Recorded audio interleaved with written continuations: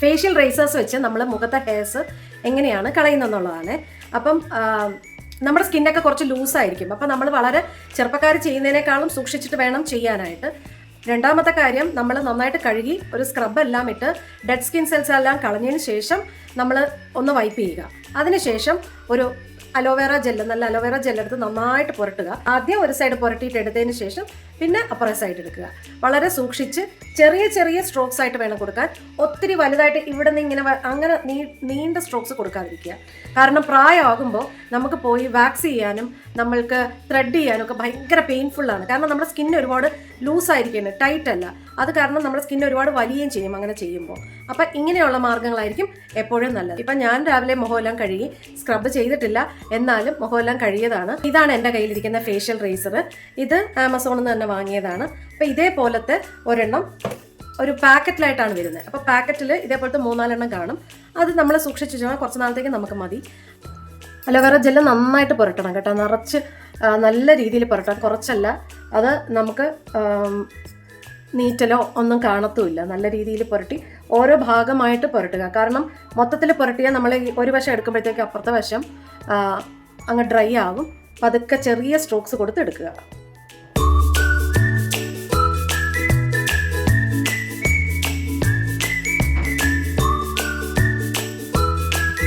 ഇതേപോലെ ഒരു ടിഷ്യൂ കയ്യിൽ വെച്ചിരുന്നാൽ അതിലോട്ട് നമ്മൾ കുറച്ചൊന്നാണ്. ഇത് കണ്ടോ, നിറച്ച് രോമമുണ്ട്, പക്ഷെ നമുക്ക് കാണുമ്പോൾ തോന്നുമില്ല എന്ന്.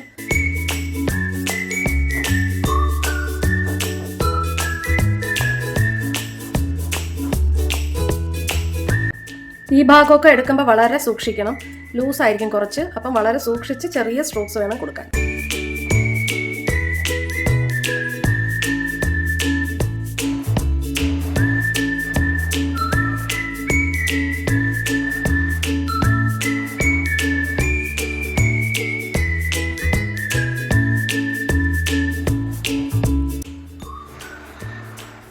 ഒരുപാട് കണ്ണിൻ്റെ അടുത്തോട്ട് പോകരുത്. ഇനി അപ്പർ ലിപ്പ് എങ്ങനെയാണ് എടുക്കുന്നതെന്ന് നോക്കാമേ.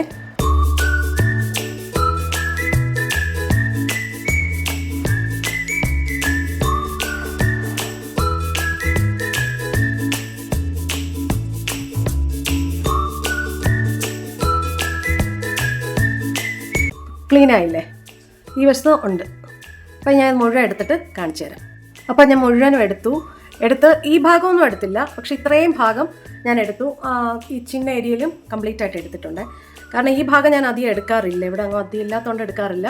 ഇത്രയും ഭാഗം എടുത്തു. ഇനി നമ്മൾ നല്ലൊരു മോയ്സ്ചറൈസർ അപ്ലൈ ചെയ്യണം.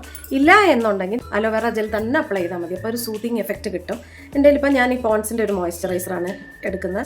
പോൺസിൻ്റെ ഈ മോയ്സ്ചറൈസർ ഇതെന്താ വെച്ചാൽ ഹെൽറോണിക് പ്ലസ് സാലിസിലിക് എന്നാണ് എഴുതിയിരിക്കുന്നത്. ഒരു ലൈറ്റ് ഒരു ലൈലാക്ക് കളറാണ്.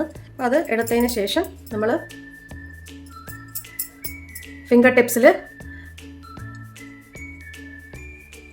ഞാൻ കണ്ടിട്ടുണ്ട് പല അമ്മമാരും ചിന്നേരിയിലൊക്കെ നിറച്ച് രോമമായിട്ട് ഇരിക്കുന്നത് ഞാൻ കണ്ടിട്ടുണ്ട്.